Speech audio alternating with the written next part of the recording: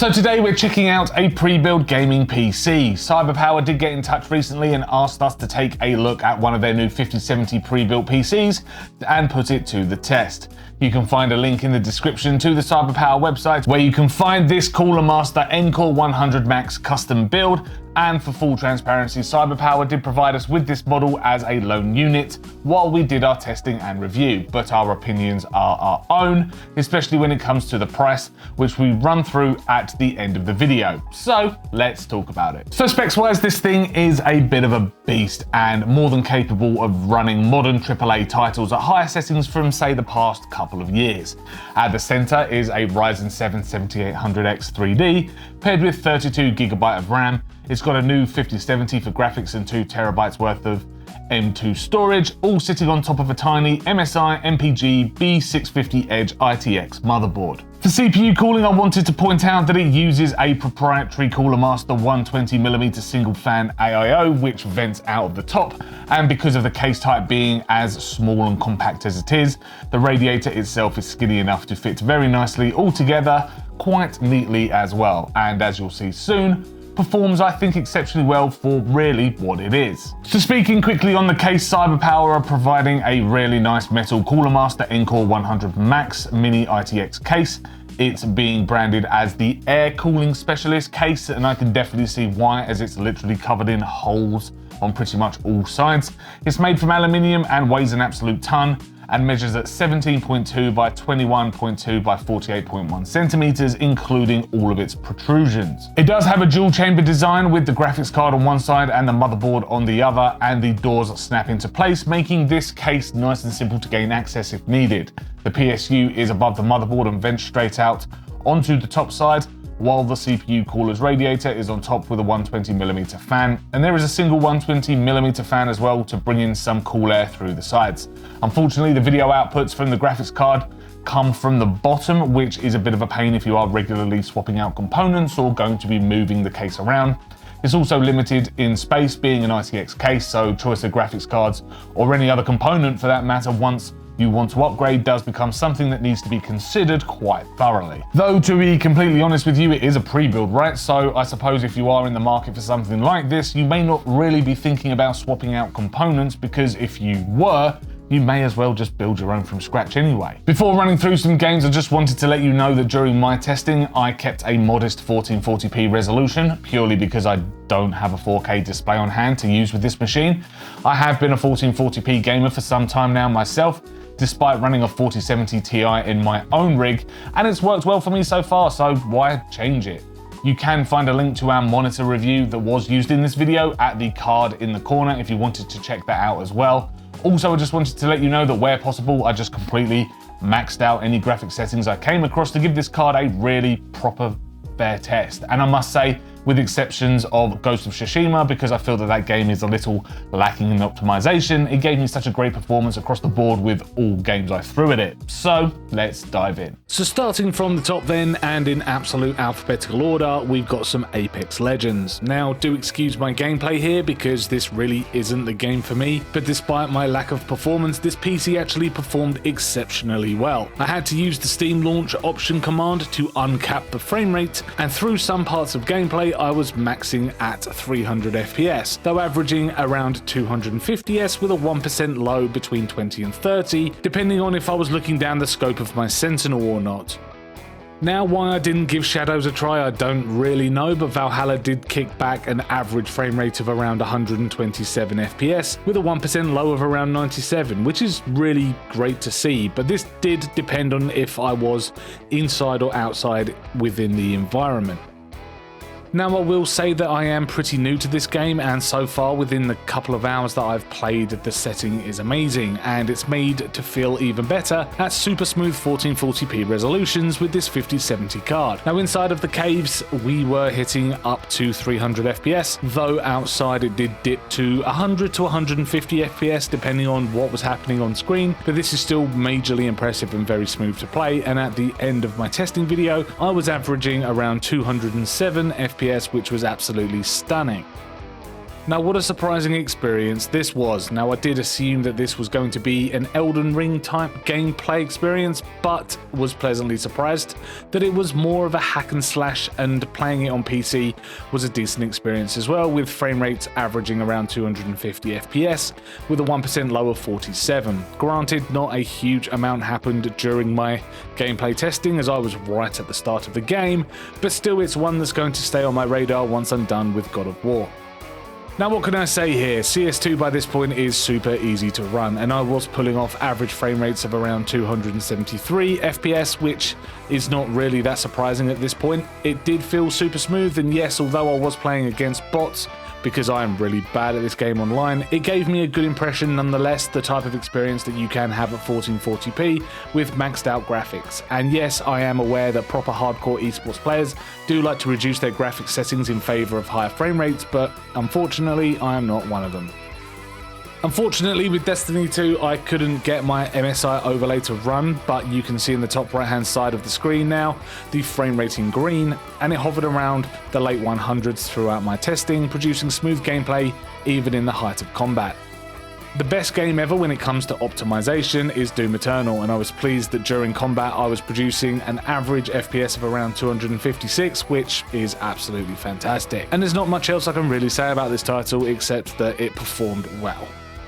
So I did run two tests for Fortnite. The first was with no ray tracing switched on, and I very happily was able to pull off an average FPS rate of around 84 with a 1% low of 54. And you know what? I came 8th in that match, which I thought wasn't too bad considering I've only played this game a handful of times in the past. And the second game I played with ray tracing switched on, I pulled an identical frame rate, so no change there and no real difference in how the game looked or performed. However, I did perform personally a hell of a lot worse and just got absolutely wrecked, so I stopped playing.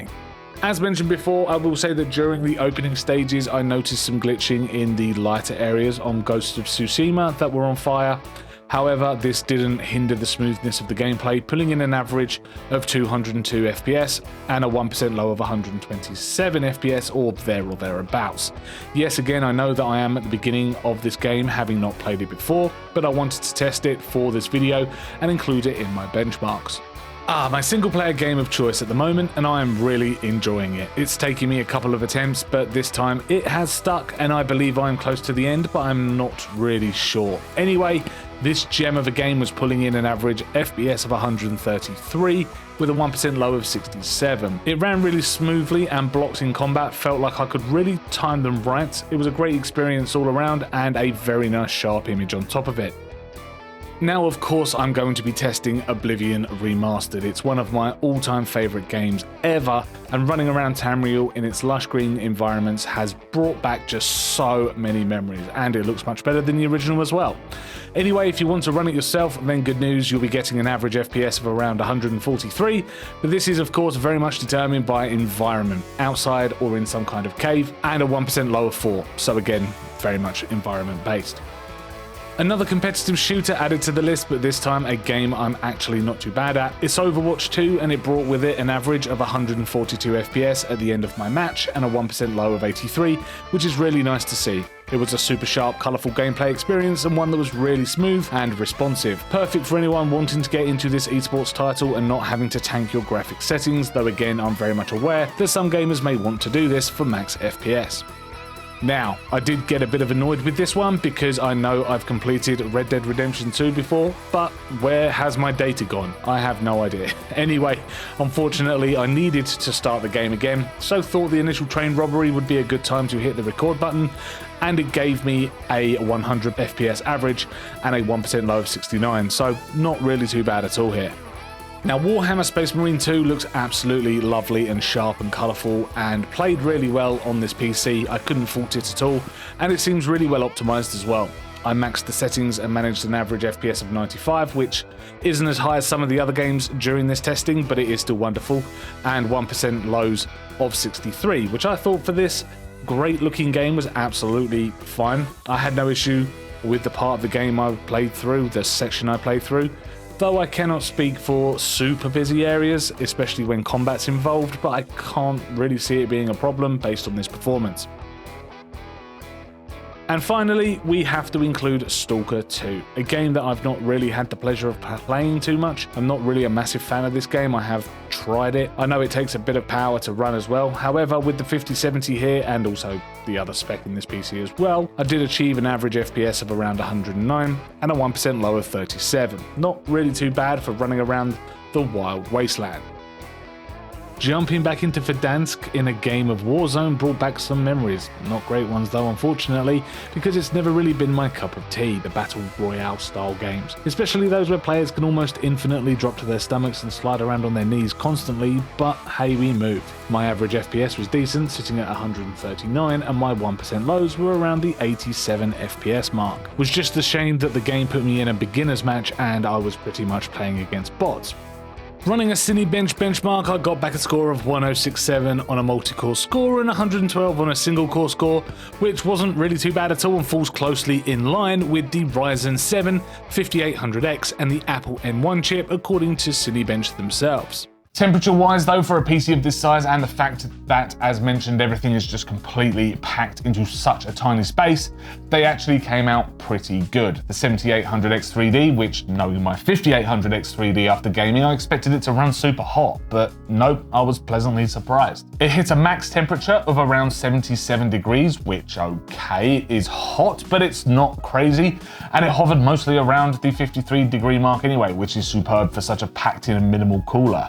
The 5070 also played ball when it came to temps, coming in at 69 degrees at its maximum temperature, and was very quickly able to get back to the 30 degree mark after stopping playing games, which is, I think, pretty unreal. However, I think the big question will always be, is this thing worth it? And I suppose if you're someone who wants a hassle-free experience with a custom gaming PC, then yes, it performs exceptionally well and will look lovely on your desk. And of course, this all does come with a pretty hefty price tag. And I've been running some numbers on how much I think I could build it for. I've been using PC Part Picker and various other websites, Amazon, that kind of thing, to find out the best prices. And I think I've got a price here. And to be honest with you, I think it's quite surprising because it's really not as cheap as you might think. I thought I'd be able to build it for a lot cheaper than CyberPower are selling it for, but just take a look at this. So looking at my notes here and the prices I have picked out for this particular build, the case including the PSU and the cooler, because you get proprietary power supply unit and cooler included, I found for £260. The motherboard coming in at roughly £200. I have found it slightly cheaper and also slightly more expensive as well, but a nice median is £200 there. The CPU, the 7800X 3D for £360 with some CPU paste for £7. I've included that because it's listed on CyberPower's website, so why not include that in there as well. For your RAM, £80. For the GPU, which has been identified as an MSI Inspire 3XOC, is £630. Now, they weren't in stock on PC Part Picker, but that was the price that PC Part Picker gave me for that graphics card.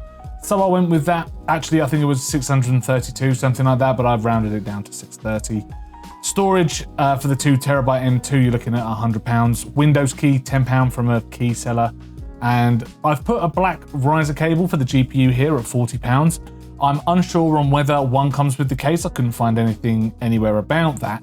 And I'm just going by experience that I've recently had where I bought a white riser cable for my graphics card, which is in my current rig, and that cost me £40 on Amazon, so I'm just going by that as an example. So that comes out at £1,687, and CyberPower are selling this PC for £1,798 on their website's link, again in the description down below. But that only gives, let's say give or take, £111 for CyberPower for things like profit, labor, and warranty. Now, of course, CyberPower are going to be buying all of these components, I should imagine, in bulk. So they're probably getting much better prices than these retail prices that I found. But even still, I think, to be honest with you, if that doesn't exceed even £200 for the amount of money CyberPower are earning on top of this build price, it is absolutely fantastic. I think for the privilege of being able to pick up the phone and get in touch with someone for warranty reasons if there was an issue with a component, I think is very, very handy for people that don't really know too much about PCs, or they're just expecting to plug their PC in and just have it go and not really worry about if anything was to go wrong. Obviously, without the warranty and something does go wrong with one of these components, you're going to have to spend your time troubleshooting your build, which, okay, some of you might really enjoy that, but if you do enjoy that, then you're probably not going to be buying a pre-built PC anyway. But you're going to have to troubleshoot the problem, you're going to have to isolate it, and then you're going to have to replace the part or get in touch with the individual manufacturer of whatever component went wrong and then sort it out from there. But at least with CyberPower, you're under warranty and you could go back to them if there was an issue with the PC. So all in all, a real nice PC by CyberPower, great customer service, and a hassle-free way into high-end PC gaming.